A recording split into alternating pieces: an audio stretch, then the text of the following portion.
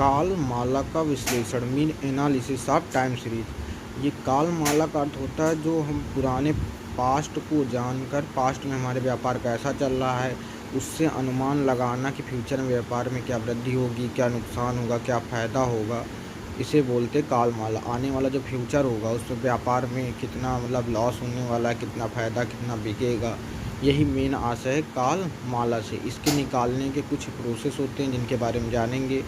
तो अभी हम शॉर्टकट में जानते हैं काल माला का अर्थ क्या होता है कि पुराने जो हमारे व्यापार की स्थिति को देखकर आने वाले भविष्य के बारे में बताना काल माला कहलाता है, अर्थात एनालिसिस ऑफ टाइम सीरीज कहलाता है। इसके मुख्य भाग जो होते हैं काल माला के, जो संगठक बोल सकते हैं, संगठक या काल माला के कंपोनेंट्स इंग्लिश में बोला जा सकता है। कंपोनेंट होते हैं TCI, हमको इतना याद करना है। टी से ट्रेंड, ट्रेंड जो व्यापार इस समय चल रहा है कि व्यापार इस समय जैसे ट्रेंड में काफ़ी अच्छा चल रहा है या ट्रेंड घट रहा है। और C से साइकिल होता है, चक्रवाती। ऐसा बोला जा सकता है कि एक समय आता है कि व्यापार बहुत अच्छा चलता है, फिर एक समय आता है व्यापार गड़बड़ हो जाता है, फिर अच्छा चलने लगता है, फिर गड़बड़ हो जाता है, इसको बोलते हैं साइकिल। फिर होता है सीजनल। सीजनल में क्या होता है हमारा, जैसे मान लो किसी एक एग्जांपल से हम लोग समझ सकते हैं, जैसे गेहूं की बुआई जब होने लगती है तो गेहूं की क्या हो जाती है, कमी हो जाती है। उस समय गेहूं महंगा हो जाता है। अब जब जैसे ही गेहूं कट जाएगा या चाहे जो भी होगा, कट वट के गेहूं मार्केट में आ जाएगा तो गेहूं सस्ता हो जाएगा। तो होते सीजनल। सीजन में हम लोग कह सकते हैं कि एक सीज़न में ही कमाई की जा सकती है। उस सीज़न में रेट जो होगा कम होगा, दूसरे सीज़न में रेट बढ़ जाएगा। तो सीजनल। जैसे ठंडी में क्या होता है, ठंडी में कपड़े, ठंडी वाले ऊनी वस्त्र महंगे हो जाते हैं, गर्मी आते हैं तो इनका रेट कम होने लगता है, इनको बोलते हैं सीजनल। तो हम इनमें क्या कर सकते हैं, गेस कर सकते हैं। इसका आई का होता है इरेगुलर। इरेगुलर ऐसा व्यापार जो इरेगुलर की हिंदी में बोल सकते हैं अनियमित। काल माला ऐसी घटनाएं जिनके बारे में कल्पना करना, काल माला क्या होता है, भविष्य की कल्पनाएं करना असंभव हो जाए, उसे बोलते हैं इरेगुलर, अनियमित। उच्चावन जो भी बोला जाता हो, अनियमित। तुम्हारी जो अल्पकालिक होती हैं कल्पनाएं, ये जैसे हो जाती है जैसे अचानक से कोई भी बाढ़ आ जाए। अब कोई व्यापारी ये तो नहीं जानता था कि आने वाले समय बाढ़ आ जाएगी, उसका माल बह जाएगा। या कल जैसे आज के समय कोरोना वायरस आ गया है, तो कोरोना वायरस के बारे में कोई जानता तो था नहीं कि आएगा तो व्यापार सबका ठप हो जाएगा, मार्केट में सामान बिकना कम हो जाएगी, डिमांड कम हो जाएगी। तो ऐसा कुछ जानते नहीं थे। तो ये क्या होते हैं, और ये भी नहीं जानते थे कि कोरोना वायरस की वजह से मेडिकल लाइन में सप्लाई बढ़ जाएगी। तो अनियमित रूप से हो जाता है, ये कभी कभी ये अनियमित रूप से आता है, इसके बारे में भविष्यवाणी करना बहुत मुश्किल होता है। तो काल माला संगठक के द्वारा हम निकालने की जो तरीके होते हैं वो क्या होते हैं, हम उनके बारे में जानते हैं। भविष्य में क्या होने वाला है उनके बारे में जानने के लिए हम लोग थोड़ा सा पीछे चलते हैं। काल माला निकालने के लिए एक होती चल माध्य विधि, होता है मूविंग एवरेज मेथड। इसका तरीका क्या होता है, आपके पास जैसे कोई भी डाटा दे दिया गया है, 1 2 3 4 5 6 7, आपसे 5 वर्ष का, मान लो आपसे 3 वर्ष का पूछा गया तो ऊपर से लेकर पहला नंबर, दूसरा, तीसरा जोड़ लो, और जोड़ने के बाद जो आंसर है उसे 3 से भाग कर दो तो क्या निकल आएगा, चल माध्य विधि 1 का निकल आएगा। इसी तरह फिर पहले को छोड़कर दूसरा तीसरा जोड़िए, फिर दूसरे को छोड़ के तीसरा चौथा जोड़िए। इस तरह 3 करके जितने नंबर हों उतने जोड़ लीजिए लास्ट तक। और 3 वर्षीय चल माध्य निकालना, 4 को निकालना हो तो 4 से भाग कीजिए और 4 4 करके गिनिए। ये हमारे हो जाते चल माध्य विधि। अब यहाँ पर हमारा है दीर्घकालीन, वही ट्रेंडिंग वाला जो बताया, least square method, secular trend, वही टी से जो बताया था ट्रेंड। इसको निकालने की क्या तरीका होता है, इसको निकालने का तरीका 2 होते हैं। एक होता है सरल रेखीय विधि और दूसरा तरीका होता है हमारा प्रत्यक्ष विधि। और इसी में देखो, सरल रेखीय विधि का एक पार्ट है प्रत्यक्ष विधि, दूसरा है लघु विधि। आपको अभी जब सिखाया जाए, अभी बताएंगे तो बहुत इजी हो जाएगा अभी करना। और उसके बाद दूसरा मेथड है हमारा दीर्घकालिक ट्रेंड के लिए निकालने के लिए द्विपक्षीय परवल वक्रीय विधि, सेकेंड डिग्री पैराबोलिक मेथड इसको बोला जाता है। ये हमारे उसमें पैराबोलिक मेथड बहुत कम है, तो मेनली वही है। फिर जो अभी हमने बताया उनमें अंतर क्या होता है। अब उसके बाद हमारा आता है कि काल माला का विघटन, डिकम्पोजिशन ऑफ टाइम सीरीज, कैसे उनका निकाला जाता है। तो योगात्मक और गुणात्मक। तो ट्रेंड के लिए हमारा रूल होता है, अगर योगात्मक है तो हमने अभी आपको थोड़ी देर पहले बताया था TCSI। अगर योगात्मक है तो आप इनको जोड़ दीजिए, अगर योगात्मक है तो TCI को जोड़ दीजिए, तो हमारा ट्रेंड निकल आएगा टाइम सीरीज का हमारा। देखो को वास्तविक ओरिजिनल डाटा निकालना है तो हमको, अगर योगात्मक है तो सबको जोड़ दीजिए TSCI को, अगर गुणात्मक है तो उनका गुणा कर दीजिए। ये गुणा कर दिया गया। अब गुणा करने के बाद अगर मान लो आपको जो भी निकालना उनको आप इतना मैथ तो पता ही होगा कि जैसे टी निकालना है उधर चला जाएगा, प्लस में है तो इधर आएगा, तो माइनस में हो गया है देखिए ये। और अगर मान लो जो भी निकालना हो एस को इधर ले आए, फिर इन्होंने लास्ट में यहाँ क्या रख दिया आई, इरेगुलरिटी कितनी आनी है, तो ये भविष्य में डाटा को जो बताते कि महंगा होगा सामान, बिकेगा कैसा होगा, तो वही विधि है। अब यहाँ गुणात्मक योगात्मक प्रतिरूप में क्या अंतर होता है, फिर हमारे क्वेश्चंस आएंगे। तो सबसे पहले हम लोग इसकी थ्योरी जान चुके हैं, अब हम लोग उसके बारे में पढ़ते हैं क्या है। तो कालमाला से आप क्या समझते हैं, कालमाला विश्लेषण का क्या होता है, विश्लेषण मतलब इसके बारे में क्या क्या दिया रहता है। तो सबसे पहले कालमाला क्या होता है हमने बता दिया है, ये भविष्य की योजनाओं पर बात करने को कालमाला कहते हैं कि भविष्य में हमारा व्यापार कैसा चलेगा, फ़ायदा होगा या नुकसान होगा, इन सब बातों के बारे में जानना क्या कहलाता है, कालमाला या टाइम सीरीज। अब सबसे पहले देखें कालमाला का आशय किसी एक श्रेणी से होता है, मतलब ऐसे, अब यहाँ लिखा है जिसके दो चरों का मतलब होता है नंबर, संख्याएं, कोई भी एक साल हो सकते हैं, जैसे मान लो 2014 यहाँ लिखा हुआ है, 2014 में माल बिका, मान लो जो बिकने वाला माल था 304 रुपये का बिका, ऐसे करके कुछ 3 लाख कुछ भी हो सकता है। तो ये हो जाते हैं हमारे दो चर में से एक चर समय के बारे में बताता है, मतलब टाइम बता रहा है 2014 का, और ये दूसरा चर क्या बताता है, ऐसा चर स्वतंत्र चर कहलाता है कि मतलब 2014 में जो समय बताएगा स्वतंत्र होगा। यह चर समय की छोटी से लेकर बड़ी इकाई तक हो सकता है, मतलब यहाँ पर साल दिए सकते हैं, सेकंड, मिनट, कुछ भी हो सकता है। तो कालमाला में हमारे दो चर होते हैं, एक समय को बताता है जो स्वतंत्र होता है, दूसरा कालमाला का जो चर होता है वो आश्रित या परतंत्र, कि 2014 में 304 रुपये के हैं, 2014 की बिक्री बता रहे हैं, तो ये क्या होता है परतंत्र, उस पर डिपेंड करता है। समय स्वतंत्र रहता है और दूसरा डाटा क्या रहता है, आश्रित रहता है, विश्लेषक की वांछिकता के अनुसार हो सकता है। उदाहरण के लिए विभिन्न वर्षों में देश की जनसंख्या, डेयरी दूध का उत्पादन, विक्रय, ये सब चीज़ें क्या होंगी, ताप हर साल ऊपर नीचे रहता है, तो ये उस पर ईयर पे डिपेंड करता है, ठीक है ना। अतः यदि समय पर आधारित तथ्यों को संख्यात्मक रूप से व्यवस्थित करके पेश किया जाए, इसे कालमाला कहते हैं। जो समय पर आधारित तथ्य हैं अगर उनको एक व्यवस्थित ढंग से व्यवस्थित करके पेश किया जाता है उसे कालमाला कहते हैं, मतलब समय को अगर व्यवस्थित ढंग से प्रस्तुत किया जाता है डाटा को तो कालमाला कहलाता है। कालमाला की कुछ जो परिभाषाएं हैं, जैसे बर्गर के या पैटरसन के अनुसार कहा गया, एक कालमाला ऐसी सांख्यिकी समांकों मतलब संख्याओं का समूह है जिन्हें काल क्रमानुसार संग्रहित अभिलेखित किया जाता है, मतलब उनको समय के अनुसार उनको लिखा जाता है। वर्नर हर्ट्ज कहते हैं समय के क्रमिक बिंदुओं के तदनुरूप उसी चर के मूल्यों का व्यवस्थित रूप ही वर्णमाला। ये भी बता रहे हैं कि अगर हम समय के अनुसार लिखते हैं तो क्या कहलाता है चरों को, तो वो भी कालमाला कहलाता है। काउंटेंट कहते हैं कालमाला काल क्रमानुसार व्यवस्थित समांकों का समूह है। उपरोक्त परिभाषाओं से स्पष्ट होता है कि सांख्यिकी तथ्यों के कालक्रम में व्यवस्थित रूप से प्रस्तुतिकरण को कालमाला कहते हैं, मतलब अगर संख्यांक की जो संख्या होंगी उनको एक निश्चित नंबर के और समय के अनुसार व्यवस्थित करना क्या कहलाता है, कालमाला। कालमाला से आपका विश्लेषण यहाँ बताया गया है, कालमाला का थोड़ा और अच्छा विश्लेषण।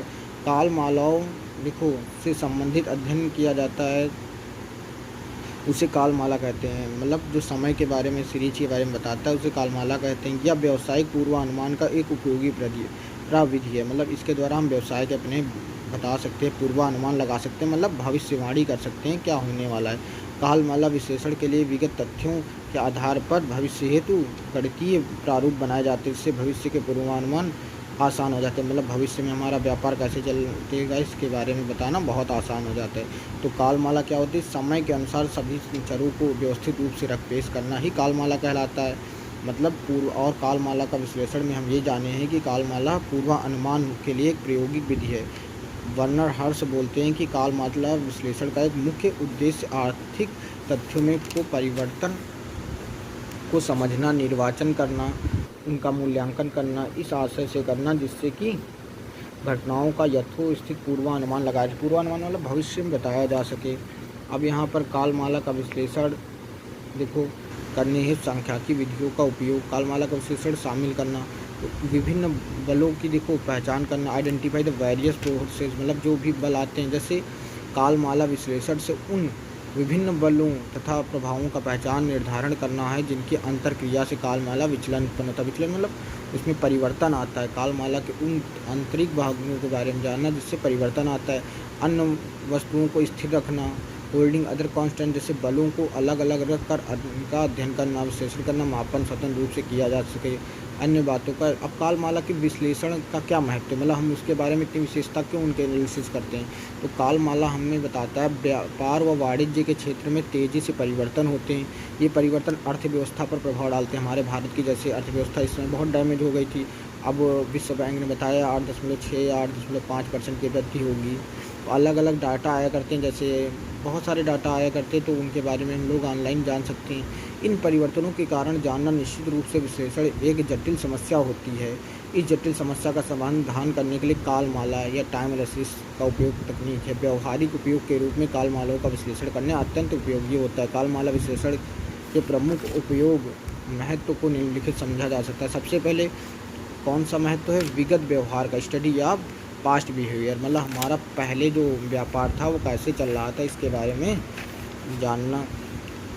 तो सबसे पहले कालमाला विश्लेषण से हम विचाराधीन घटनाओं को विगत व्यवहार का अध्ययन करते हैं, मतलब हमारे पास्ट में व्यापार कैसा चला, कहाँ पर नुकसान हुआ, कहाँ पर फायदा हुआ। इस विश्लेषण से सामांकों में बताया गया, सामांक मतलब संख्याओं में विचलन मतलब परिवर्तन के प्रकार एवं प्रकृति का निर्धारण किया जाता है। मतलब विगत वर्षों में जो परिवर्तन का अध्ययन, स्टडी ऑफ चेंजेस, परिवर्तन कालमालाओं की सहायता से हम आर्थिक, व्यावसायिक, अन्य जीवन में जो परिवर्तन को जब पूर्वानुमान लगाना, मतलब फोरकास्टिंग मतलब भविष्यवाणी करना। कालमालाओं के विश्लेषण के भावी परिवर्तन के बारे में अनुमान लगाए जा सकते जिससे लाभ उठाया जा सके कि क्या मतलब करें जिससे हमारा लाभ हो। कालमाला जो भविष्य में होने वाली हानियों से बचाव करने में भाई लाभ के लिए हम लोग भविष्यवाणी करेंगे। अगला हमारा है भावी प्रचलनों का नियोजन, मतलब प्लानिंग फॉर फ्यूचर ऑपरेशन। अब हमको फ्यूचर में क्या प्लानिंग करनी जिससे आने वाले जो हमारा पास्ट में नुकसान हुआ है या जो गलतियां रह गई उनको सुधारा जा सके। विभिन्न संगठनों का पृथक्करण एवं अध्ययन करके व्यावसायिक वर्ग को भावी प्रचलनों के नियोजन कर सकता है तथा कार्यकारी नीतिगत निर्णय ले सकता है। विगत अनुभव से लाभ, बेनिफिट ऑफ प्रीवियस एक्सपीरियंस, भूतकालीन परिवर्तनों की स्थिति का अध्ययन तथा परिस्थितियों का अध्ययन करके उपयोगी निष्कर्ष निकाले जा सकते हैं। इन निष्कर्षों के आधार पर व्यवहारों पर नियंत्रण किया जा सकता है। विगत से लाभ क्या हुआ, तुलना में सहायक, हम क्या कर सकते हैं, अपने व्यापार की तुलना कर सकते हैं। कालमाला की सहायता से वास्तविक चालू निष्पादन जो होता है हमारा तथा आश्वासित निष्पादन में तुलना की जा सकती है। यदि कोई विचलन हो तो ऐसे विचलन के कारणों का अध्ययन किया जा सकता है। अगर कोई भी परिवर्तन आया है तो उन दोनों का आज का और या 2 साल के पहले का डाटा मिला। व्यापार चक्र का अनुमान लगाया जा सकता है। एस्टिमेट चक्रीय उच्चावचन में मदद से व्यापार में होने वाले जो उच्चावचन मतलब परिवर्तन का अनुमान लगाया जा सकता है। जो ऊंचे खाली हुए मतलब हमारा जो रिसेशन आया है, रिसेशन मतलब कमी आई है, अवसाद जिसे बोला जाता है, पुनरुत्थान के बारे में अनुमान लगाया जा। ऐसा करने से व्यापार क्रियाएं नियंत्रित करके लाभ प्राप्त किया जा सकता है। व्यापार में हानि से बचाया जा सकता है। सार्वभौमिक यूनिवर्सल कालमालों का विश्लेषण व्यावसायिक किसानों, किसके द्वारा, किसानों, उपभोक्ताओं, अर्थशास्त्रियों, सरकारों द्वारा आदि के द्वारा देखो उपयोगी होता है, क्योंकि ये कालमालाओं के विश्लेषण के आधार पर प्रचलनों के नियंत्रित संचालित। तो इस प्रकार कालमालाओं का विश्लेषण सार्वभौमिक उपयोगिता, क्योंकि किसान भी अनुमान लगाते हैं कि आने वाले समय में व्यापार कैसा होगा, कौन सी फसल बोएं जो फायदा देगी। अब हमारा है क्वेश्चन, कालमालाओं को विभिन्न संगठनों विस्तार पूर्वक समझाइए। मतलब कालमाला के जो संगठक होते हैं, हमने अभी थोड़ी देर पहले इसका, ये सबसे इम्पॉर्टेंट हमारी बात है अगर कालमाला समझना है तो। कालमाला के विभिन्न संगठक जो कंपोनेंट होते हैं कालमाला में जो मदद करते हैं उनके बारे में बताया गया। कालमाला क्या होता है, विभिन्न अवयव मतलब बहुत प्रकार के संगठक कहलाते हैं। देखो इनके आधार पर समंकों मतलब संख्याओं का में होने वाले परिवर्तनों की जानकारी मिलती है। जो डाटा होता है ये परिवर्तन निम्नलिखित प्रकार के होते हैं, एक दीर्घकालीन होते हैं और एक अल्पकालीन मतलब थोड़े समय के लिए परिवर्तन होते हैं। व्यापारी उद्योगपति द्वारा विभिन्न समस्याओं का अध्ययन करके भविष्य में होने वाली जोखिम से सुरक्षा की जाती है। कालमाला में होने वाले परिवर्तनों को उच्चावचन भी कहा जाता है। ये उच्चावचन रीति रिवाज, व्यापार चक्र, जलवायु, अन्य आकस्मिक घटनाओं के कारण होते हैं। विश्लेषण की दृष्टि से कालमालाओं के संगठक को निम्नलिखित वर्गों में विभाजित किया गया है। तो कालमालाओं के 2 वर्ग हैं, एक दीर्घकालिक है, एक अल्पकालिक मतलब थोड़े समय के। दीर्घकालिक में हमारा क्या क्या आता है, दीर्घकालिक प्रवृत्ति और चक्रीय। दीर्घकालिक प्रवृत्ति को टी से मतलब ट्रेंडिंग और चक्रीय उच्चावचन को बोलते हैं सी, मतलब साइक्ल या साइक्लोन बोल सकते हैं। और मौसमी उच्चावचन को बोलेंगे सीजनल, और अनियमित को इरेगुलर। मतलब हमारे 4 पार्ट हैं TCSI, इन्हीं पर कालमाला हमारी डिपेंड करती है। तो सबसे पहले हम लोग दीर्घकालिक में देखते हैं ट्रेंडिंग वाला सेकुलर ट्रेंड जो चल रहा है। दीर्घकालिक प्रवृत्ति से आशय एक लंबी अवधि में देखो किन्हीं सामंकों के बढ़ने या घटने की सामान्य प्रवृत्ति से लगाया जाता है। किसी काल में से श्रेणी समय समय पर भिन्न उतार चढ़ाव होते रहते हैं। व्यापार में कभी महंगाई आती है, कभी सस्ता होता है, कभी फायदा होता है, कभी नुकसान। लेकिन दीर्घकाल में एक ही प्रकार की प्रवृत्ति देखने को मिलती है, तो वृद्धि की ओर या ह्रास की ओर, मतलब लाभ की ओर या हानि की ओर। वृद्धि को बताने के लिए कालमाला दीर्घकालिक अवधि ली जाती है। यह अवधि सामान्यतः 10 से 15 वर्ष हो सकती है। मतलब अगर दीर्घकालिक में 10 से 15 साल तक देखा जाता है। कालमाला का विश्लेषण करने पर यह तथ्य सामने आ जाता है कि कब मूल्यों में कमी तथा वृद्धि हुई है। इस कमी या वृद्धि के बाद मूल्य में एक प्रकार की वृद्धि देखी जा सकती है जो कि मूल्यों में वृद्धि की ओर ले जाती है कमी की ओर। मतलब हम मूल्यों को देखकर बता सकते हैं कि मूल्यों में वृद्धि हो रही है या कमी। उदाहरण के लिए यदि विगत 20 सालों में अनाज के मूल्यों का अध्ययन करें तो यह पता चलता है कि इनके मूल्यों में वृद्धि हुई है।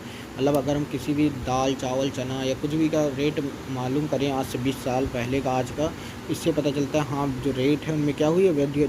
यद्यपि कुछ वर्षों से विगत वर्षों में अपेक्षा मूल्य घटे थे, परंतु फिर भी विभिन्न अनाजों के मूल्य में प्रवृत्ति हो रही है। यह प्रवृत्ति दीर्घकालीन प्रवृत्ति होती है। मतलब धीरे धीरे बढ़ती चली जा रही है, ये दीर्घकालीन परिवर्तन है। अब हम लोग यदि बताया गया वास्तविक समांकों में अल्पकालिक उच्चावचन को अलग अलग कर दिया जाए तो शेष दीर्घकालिक प्रवृत्ति होती है। मतलब अल्पकालिक को हटा दिया जाए तो बाकी जो बचते हैं वो क्या होते हैं, दीर्घकालिक होते हैं। अब दूसरा हमारा है चक्रीय उच्चावचन से आप क्या समझते हैं, मतलब साइक्लिक फंक्शनल से क्या समझते हैं, फैक्चुएशन से। फैक्चुएशन मतलब परिवर्तन, उच्चावचन मतलब परिवर्तन। तो चक्रीय उच्चावचन से आशय ऐसे उच्चावचनों से लगाया जाता है जिनकी अवधि 1 वर्ष से अधिक होती है। लेकिन यह उच्चावचन मतलब परिवर्तन जो फ्लक्चुएशन होता है नियमित होते हैं। चक्रीय उच्चावचन व्यापार के चक्रों के कारण उत्पन्न होते हैं। इस संबंध में एक विद्वान ने कहा बहुत मच्छर हैं यार। अनेक आर्थिक क्रियाओं में लाभ देखो लगभग एक ही समय पर घटित होने वाली प्रसार या संकुचन क्रमिक बताया गया है। तरंगों को व्यापार चक्र कहा जाता है। चक्रीय उच्चावचन की अवधि प्रायः 3 वर्ष से 10 वर्ष होती है। मतलब उसमें 10 से 15 या 20 वर्ष देखा जाता था दीर्घकालिक में, और चक्रीय उच्चावचन में फ्लक्चुएशन में देखा जाता है मतलब 3 वर्ष से 10 वर्ष के बीच का जो समय होता है। प्रायः इसकी 4 अवस्थाएं देखने को मिलती हैं। समृद्धि मतलब बढ़ा होगा, प्रतिसार होता है, अवसाद या पुनरुत्थान, 4 चीज़ें होंगी। चक्रीय परिवर्तन लगभग सभी व्यवसायों को समान रूप से प्रभावित करता है। मतलब ये सबके साथ आता है। कभी समृद्धि की ओर बढ़िया हमारा ग्राफ क्या होता है, ऐसे बढ़ता है, ऊपर की ओर जाता है, फिर ग्राफ नीचे की ओर आता है, फिर उठता है, फिर बैठता है। ये होता है हमारा क्या, चक्रीय उच्चावचन मतलब साइक्लिक फ्लक्चुएशन। क्या होता है कि पहले समृद्धि मतलब ऐसे बढ़ रहा है, प्रॉस्पेरिटी की ओर जा रहा है, अब प्रतिसार हो रहा है, बढ़िया प्रसार हो रहा है हमारा। फिर क्या होता है रिसेशन मतलब अवसाद का मतलब नीचे की ओर जा रहे हैं हम। फिर क्या होता है नीचे की ओर आ गए, फिर एक दिन क्या होता है फिर व्यापार बढ़ने लगता है, फिर यही चीज़ हमारा व्यापार घटा बढ़ा करता है। लाभ हानि जीवन में चला करती है, ये सबके साथ होता है बताया गया है। समृद्धि की अवस्था में ये व्यवसाय की बहुत अधिक प्रगति होती है, क्योंकि इस अवस्था से में मांग व मूल्य अधिक होता है। कभी कभी मांग और मूल्य बढ़ जाता है, इसलिए लाभ अधिक होता है। धीरे धीरे मांग घटने लगती है तो मूल्य भी घटने की आवश्यकता होती है। जैसे जैसे इससे ग्राहक यह सोचने लगते हैं कि मूल्य अभी और घटेगा, इस कारण प्रतिसार की अवस्था आ जाती है। मतलब अभी और रेट घट जाएगा तो बाद में ले लेंगे, इसमें क्या हो जाता है बिक्री घट जाती है, रिसेशन आने लगता है, प्रतिसार होगा तो अवसाद आने लगता है। धीरे धीरे उत्पादन बंद होने की स्थिति आने लगती है, जिससे मूल्य बहुत अधिक घट जाता है। जैसे जैसे मान लो उत्पादन कम हो जाएगा, कोई खरीदेगा ही नहीं तो मूल्य घटेगा, मूल्य घटेगा तो मजदूर जो भी वहाँ काम कर रहे हैं रोज़गार भी घटते हैं। इसे अवसाद की स्थिति कहते हैं। धीरे धीरे सुधार की स्थिति आती है, जिससे पुनरुत्थान की स्थिति कहा जाता है।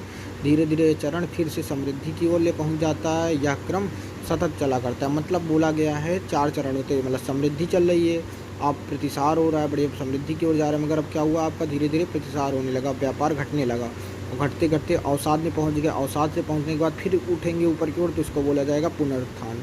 मतलब हिंदी में रिसेशन बोला जाता है, वो सॉरी इंग्लिश में। ये जैसे भारत की अर्थव्यवस्था पहले उठ रही थी, बहुत अच्छी चली, फिर कोरोना काल आया तो फिर उनकी रिसेशन में आ गई थी, फिर अब उठने लगी है थोड़ा थोड़ा। ये पूरे विश्व में हुआ है। अब हम लोग देखते हैं अगला मौसमी उच्चावचन क्या होता है। तो जब बताया गया है, मतलब सीजनल एस से जो था वेरिएशन या फ्लक्चुएशन, जब अल्पकाल में कालमाला में नियमित रूप से कोई वृद्धि या ह्रास होता है, मतलब थोड़े समय के लिए या तो लाभ हो या हानि हो, तो यह नियमित अल्पकालिक बोला जाता है, उच्चावचन कहलाता है, मतलब सीजनल। लेकिन शर्त यह है कि वृद्धि या कमी प्रति घंटा, प्रतिदिन या प्रतिक्षणिक या प्रतिवर्ष हो सकती है। दूसरे शब्दों में कहा जा सकता है कि एक वर्ष के अंदर नियमित रूप से कोई उच्चावचन होता है तो उसे नियमित आर्तव विचरण कहते हैं। कुछ विद्वानों की परिभाषाएं इसके अनुसार हैं। आर्तव वितरण सामयिक उच्चावचन का एक प्रकार, जिसकी अवधि 1 वर्ष तक की जा सकती है।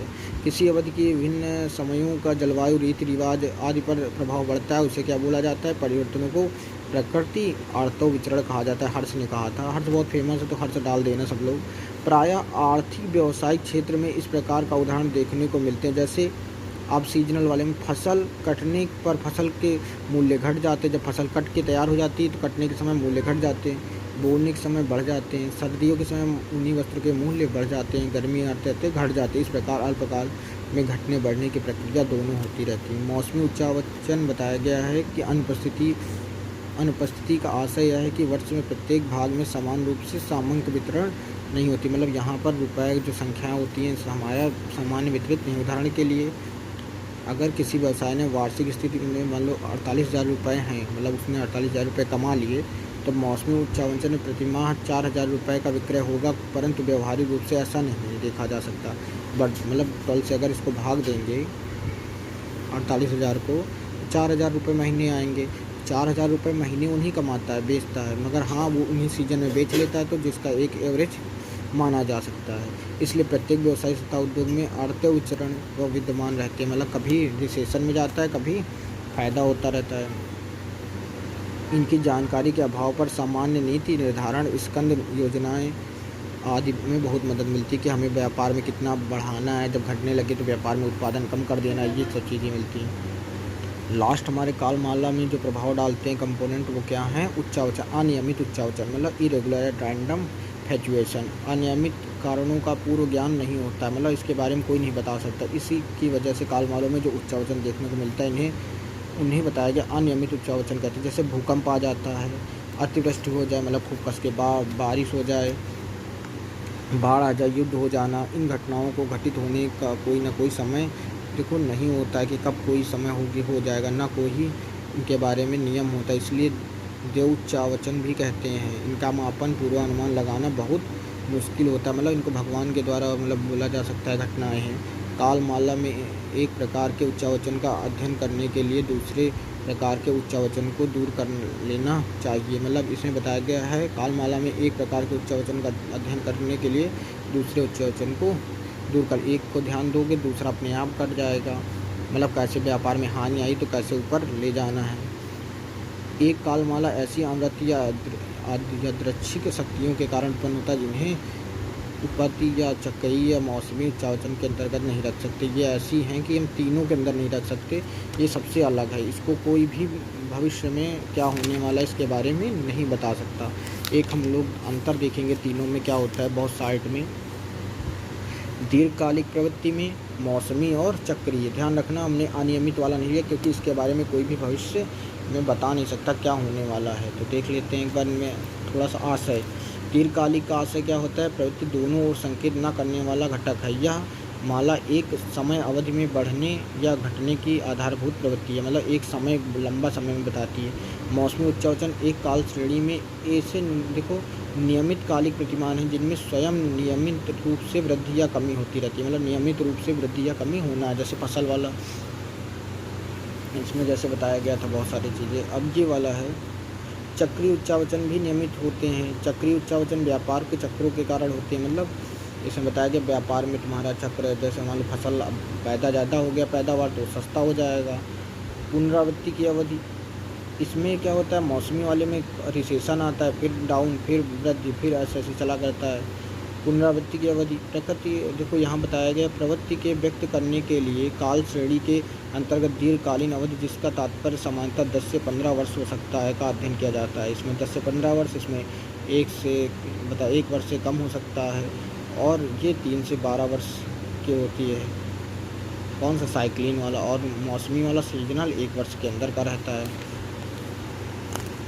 अब आगे देखते हैं, उदाहरण से समझते जनसंख्या में परिवर्तन दीर्घकालीन परिवर्तन का अच्छा उदाहरण है। पूंजी निर्माण, राष्ट्रीय आय, उद्योग आदि सामांकों में दीर्घकालीन प्रवृत्ति पाई जाती है। दूसरा हमारा वस्तुओं के मूल्य में उत्पादन, उपभोग, ब्याज दर आदि के समांकों का नियमित रूप से परिवर्तन दिखते हैं। जैसे फसल के समय सदैव जो फसल का मूल्य रहता है वो क्या हो जाता है, घट जाता है। कुछ समय के चाय खपता गर्मियों में घट जाती है, चाय की मांग क्या होती है गर्मियों में घट जाती है, यही बताया गया। उदाहरण के लिए अब हम लोग देखते हैं सीजनल वाला हमारा जो साइकिल वाला रहता है चक्रवात, मतलब चक्रीय उच्चावचन फ्लैक्चुअलिटी जो रहती है, सामान्यतः प्रत्येक 3 वर्ष के बाद आम के अत्यधिक उत्पादन की प्रवृत्ति पाई जाती है। मतलब आम जो होता है प्रत्येक 4 वर्ष बाद गन्ने का उत्पादन बहुत अधिक होता है। बोला गया 4 वर्ष में गन्ने का उत्पादन अच्छा होता है। ये तो आप लोगों को समझ में आ गया होगा। अगर नहीं आया तो रिवीजन करके आप 1-2 बार पढ़िए, समझ में आ जाएगा। बहुत इजी चैप्टर है। अब इसके क्वेश्चंस हम लोग थोड़ा सा एक और अंतर देखेंगे थोड़ी नेक्स्ट पार्ट में, उसके बाद हम लोग क्वेश्चन आंसर देखेंगे जो बहुत ईजी है इसके क्वेश्चन आंसर।